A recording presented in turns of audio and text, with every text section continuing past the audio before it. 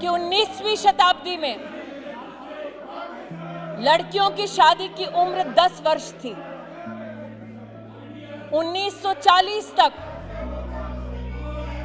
शादी की आयु को 12 से 14 किया गया। 78 में 15 साल तक की लड़कियों का ब्याह कर दिया गया। आज पहली बार इस अमेंडमेंट के माध्यम से महिला और पुरुष दोनों 21 साल की उम्र में समानता के अधिकार को देखते हुए शादी विवाह का अपना निर्णय ले सकते हैं।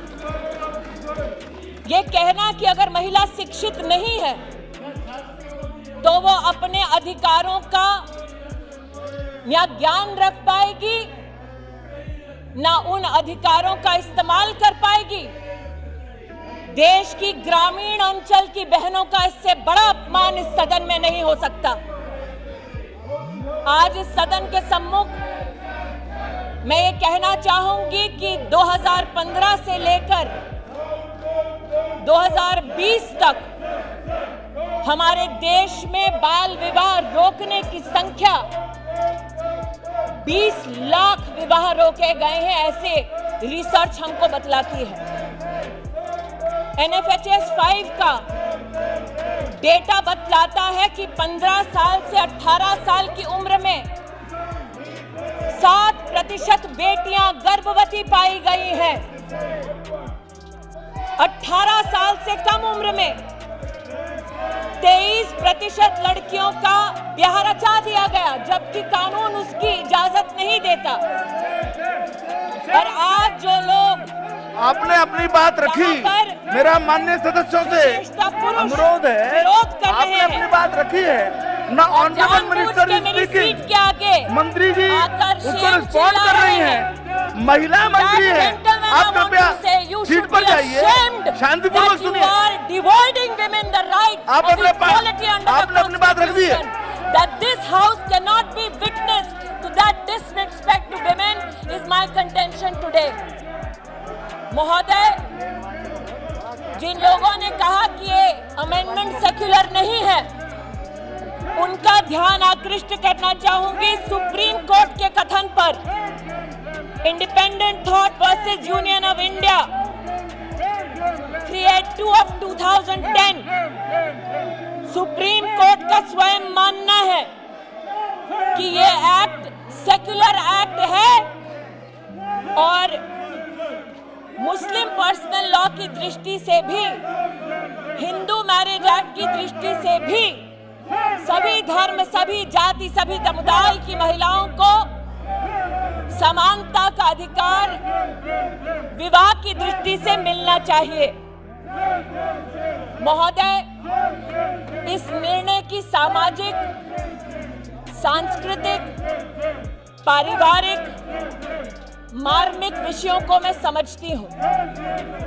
मेरे कथन में गतिरोध लाने वाले विपक्ष के सज्जनों से कहना चाहती हूं कि मेरी बात को अगर पूरा सुन लेते तो उनका ध्यान इस बात पर आकृष्ट होता कि मैं स्वयं सरकार की ओर से यह प्रस्तावना करना चाहती हूं कि स्टैंडिंग कमेटी में इस विषय पर विस्तृत चर्चा हो। लेकिन महोदय, ये भी कहना उचित होगा, मुख्यतः आज जो आवाजें उठी, उन आवाजों ने स्वीकार किया that the age of marriage should be uniformly applicable across all religions, all castes, all creeds, overriding any custom, any law which seeks to discriminate against women.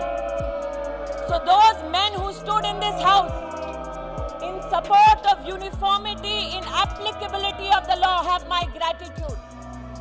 And sir, on behalf of the government, I would request that it be sent to the standing committee. आज का ये निर्णय, ये introduction राष्ट्र के इतिहास में एक निर्णायक कदम है।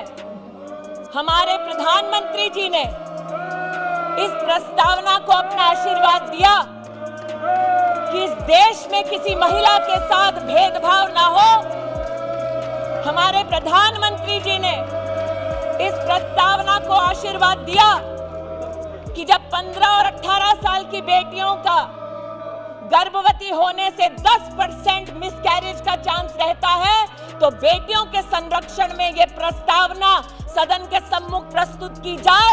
महिला संरक्षण और सम्मान के लिए प्रधानमंत्री के इस ऐतिहासिक कदम के लिए मैं देश की बहनों की ओर से उनका आभार व्यक्त करती हूं, उनका अभिनंदन करती हूं और सदन से विनम्रता से अपील करती हूं कि मुझे ये इंट्रोड्यूस करने दिया जाए।